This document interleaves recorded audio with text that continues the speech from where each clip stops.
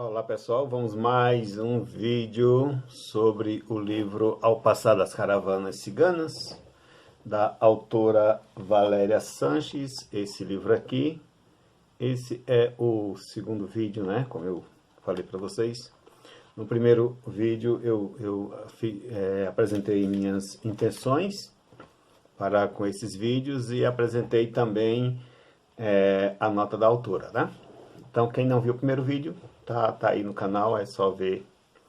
Bom, essa segunda parte que a autora, essa parte, né, na verdade, que não começou ainda a história exatamente, mas aqui ela vai falar sobre o contexto, um contexto histórico, né, dos acontecimentos aqui.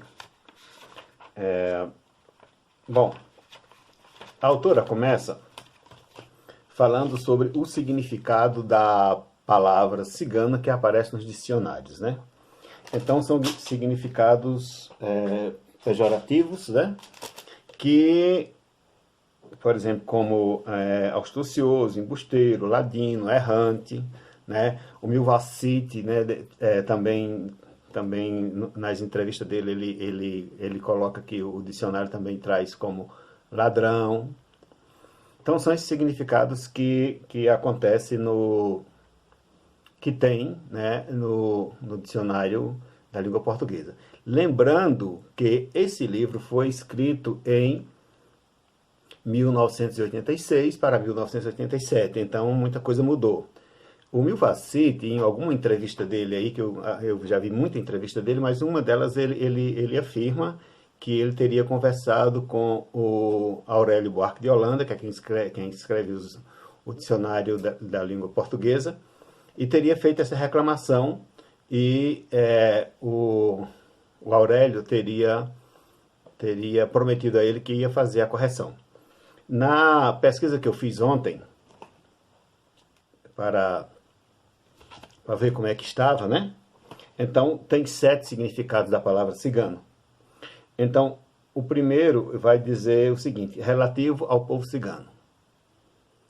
E aí dá como sinônimo o calon. Então, calon é um povo cigano, né? O segundo vai falar da origem. Então, vai dizer cigano, uma etnia que vem da Índia, etc. Tal e tal, vão falar da origem. A terceira é um adjetivo. Então, se é cigano, é errante, é boêmio, né? É aquele que não para. E que a gente fala assim com as pessoas, nossa, fulano é muito cigana, ela não para, ela se muda muito, né? Ela viaja muito. Então, são adjetivos. No quarto, vai dizer, um quarto significado, vai dizer que é ambulante, é mascate, né? Quem não sabe, conhece esse termo, tem um pouco antigo. Mascate, então, era aquelas pessoas que vendiam de porta em porta. Então, o significado número 5 vai falar das pessoas que gostam de barganhar, de fazer troca, que são espertas na troca, espertas nos negócios.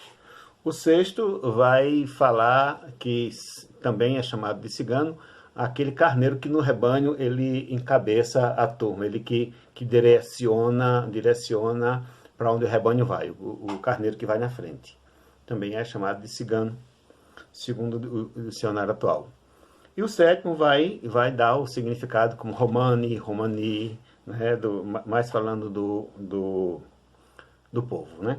Ou seja, na pesquisa que eu fiz recentemente, não tem significado de cigano como outrora, como ladrão, embusteiro, essas coisas todas. Não tem, né? E nós devemos isso a essas pessoas que estão na luta, né? Pessoas que estão nessa batalha pela o respeito ao povo cigano, né? Pelo resgate da cultura, pelo respeito ao povo cigano, né? E, entre eles, vamos citar aí que o Milvacite, que é da União Cigana do Brasil. Bom, depois ela vai tratar ela vai falar dos personagens cigano que aparecem nos romances, né, de modo geral, não no romance dela, mas nos romances de modo geral. Então, ela diz que no Brasil não tem personagem cigano nas histórias, nos romances brasileiros, nos clássicos brasileiros, não tem personagem cigano, nem cigana. E aí ela diz que já na Europa tem, né? E aí ela fala da Carmen, de Marimier, que também está presente na ópera Carmen, de Bizet.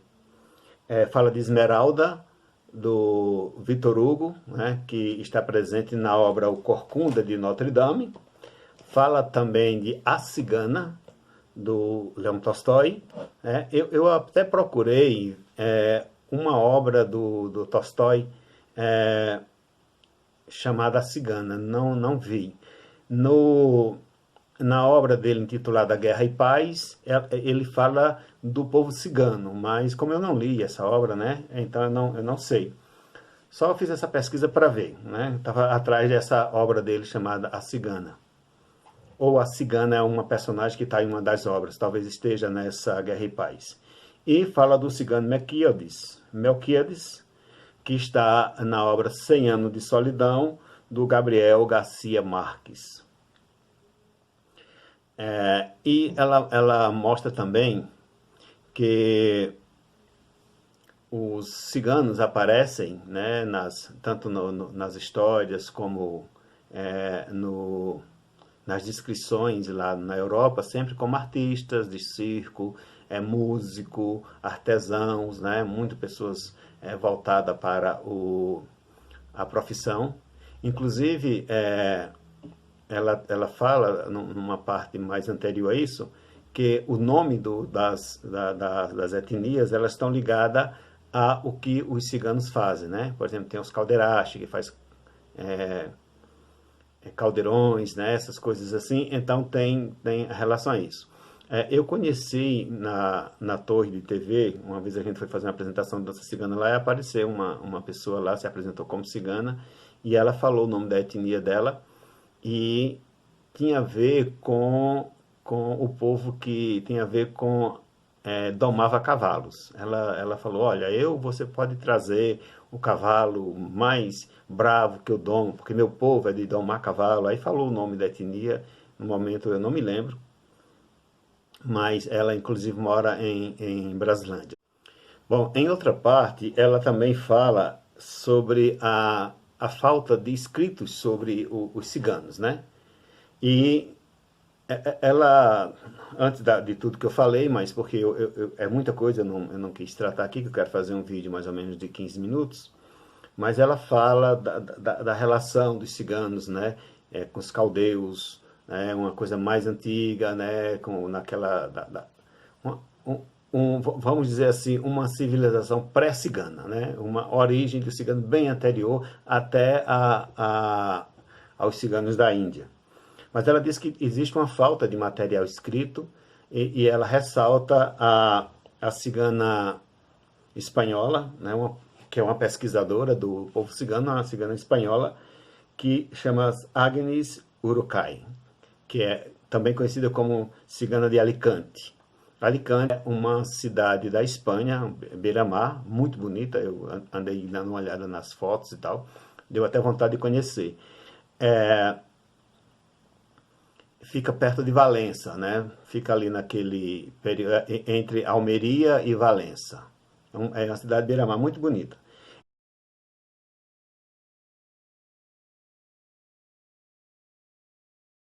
Essa cigana, Agnes, ela escreveu em 1989, ela escreveu um livro chamado El Manifesto de Hombre Marginal, ou seja, o Manifesto do Homem Marginal. Veja que a Agnes, ela escreve esse livro em 1989, ou pelo menos ela publica em 1989. E essa obra que nós estamos lendo, ela é de 1986 e 87. Claro que ela vai ser publicada em 2006, né? Por isso que tem todo esse contexto histórico que a Valéria coloca, né? A autora. O contexto histórico do romance, né? Do romance Ao Passar das Caravanas Ciganas, Ele acontece na Andaluzia em meados do século XIX. Mas a autora ela faz uma retrospectiva histórica dos acontecimentos com o povo cigano na Espanha. Como, por exemplo, em 1425, portanto, século XV, o rei Dom Afonso V recebe Juan do Egito Menor e sua gente, né, e as suas pessoas, e autoriza a transitar livremente pela Espanha. Em 1447, a infante Dona Maria de Castela, ela é enganada. Os ciganos também vindo do Egito, se apresenta como conde e como duque, né? Como duque do Egito, se apresenta como duque do Egito e dizendo que precisa de um salvo-conduto para andar pela Espanha porque eles vão peregrinar até Santiago da Compostela e ela aceita, né? Depois ela descobre que foi embuste, que eles não eram duque, nada, tal, mas esse tempo todo eles andam pela Espanha, os ciganos andam pela Espanha com esse salvo-conduto, né? Bom, a Igreja Católica não custa a reagir, porque começa a ver que os ciganos, né, não cumpria à risca os mandados da religião católica. Porque os ciganos, até a Valéria fala aqui nesse livro, eles se adaptam muito fácil à religião dos países que eles estão. Só que existe uma coisa mais que é mais deles também, que eles mantêm. Faz, digamos assim, a prática mais superficial e tem uma crença mais deles mesmos, né? E a Igreja Católica perseguiu muito eles, acusando eles de herege, de feiticeiros, e foram muito procurados, muito perseguidos na época. De forma que, em 1499, Isabel e Fernando de Castela, eles proíbem o nomandismo cigano. Então, proíbe que os ciganos fiquem andando pela Espanha. E, a partir disso, vai apertando muito o cerco contra os ciganos. Por exemplo, no século XVIII, o rei Felipe V autoriza uma lei contra os ciganos, que o cigano pode ser... quando os ciganos buscados, eles podem ser pegos até dentro da igreja. Existia uma lei ou costume na Espanha, talvez em Portugal também, mas a gente está falando da Espanha, que mesmo o pior bandido, se ele entra na igreja, procura refúgio na igreja, os soldados ou a polícia não podem invadir a igreja para pegar essa pessoa lá. Mas, em se tratando de cigano, pode. Né? Se for cigano, pode buscar. Então, não tem essa... Então, isso vai trazendo muito martírio, muito sofrimento para os ciganos, né? De forma que, a partir do século XVIII, eles começam a cantar isso, começam a cantar essas perseguições, né? Os seus lamentos e tal, e aí surgem a música flamenca, né? Ela começa a surgir por aí, né? E depois do século XIX, eles começam a se apresentar em bares, em café, né, aí na Andaluzia, e aí vai intensificar mais aqui o lado artístico, né? É claro que a gente sabe, né, pelo menos o que afirma a minha professora Patrícia Elmore, que conhece muito sobre a história do flamenco, que o flamenco é uma junção, né, da cultura, do cante, da dança cigana, com o clássico espanhol e com o folclórico espanhol. Né? Mas aí começa já podemos dizer que começa aí a aparecer nos cenários dos bares o cante cigano e provavelmente a dança também. Né? Bom, essa parte ela encerra falando sobre o extermínio dos ciganos na Segunda Guerra Mundial pelos nazistas, que ela já começa com a perseguição na Guerra Civil Espanhola, que a Guerra Civil Espanhola ela era mais ou menos uma antessala para para a Segunda Guerra Mundial, né? E aí ela fala também, ela nos traz também ela fala também do Garcia Lorca, né? Frederico Garcia Lorca, um poeta espanhol, que escreve um livro chamado Romanceiro Gitano, que nesse livro, através dos poemas, ele traz muito do sofrimento, das perseguições do povo cigano, dos costumes e tal. E ele é morto, na Guerra Civil Espanhola, né? Bom, aí ela fala das mortes, né, que tiveram na Segunda Guerra Mundial, por exemplo, 500 mil mortos, que proporcionalmente supera a quantidade de judeus, né? Se você pegar a quantidade de judeus que foram mortos e a quantidade de ciganos que foram mortos, então a quantidade de ciganos proporcionalmente foi maior. Então fala de 500 mil. Outras curiosidades aqui sobre a bandeira cigana, que foi eleita no primeiro congresso em Londres em 1977. Ela traz aqui sobre as organizações ciganas no Brasil, que a primeira foi fundada em 1986, que era o Centro de Estudos Ciganos, pelo Dr. Oswaldo Macedo, que era um cigano Calon, e era médico. Fala que em 1993 foi fundado o Centro de Tradições Cigana. Quem presidiu foi o Zurka Isbano, que foi aquele cigano, né, Calderache, que ela teve contato, né, lá em 1992, né, 1992, como está isso no primeiro vídeo. Bom, e por fim, o Centro de Estudos Ciganos ele se desfaz por uma questão interna lá. Na época, quem era presidente era o Milvacete, e aí o Milvacete, ele funda, em 1990, ele funda a União Cigana no Brasil, ok? Esse é um contexto histórico. Claro que a gente trouxe um pouco aqui das coisas do Brasil, porque está no livro, tá? Mas isso não tem importância, não tem relevância para a história. Eu estou colocando porque está no livro. Tem coisas que estão no livro também que a gente não colocou, ok? E assim a gente encerra esse vídeo e no próximo vídeo a gente já começa de fato no romance. Para finalizar aqui e deixar um gostinho de água na boca de vocês, vou ler um trecho aqui, um parágrafo pequeno, né, do próximo capítulo, do início do livro, né? Diz assim: o nascer cigano não é um mero nascer.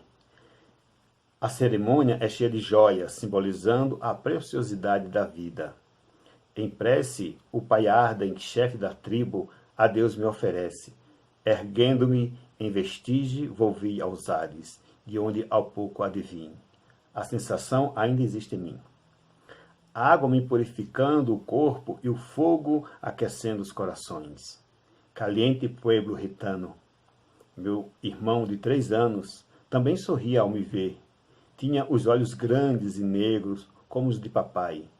Eu trazia a mesma marca, olhos que muito veem, muito sofrimento, dizia minha boa e velha avó. Espero vocês no próximo vídeo, ok? Tchau.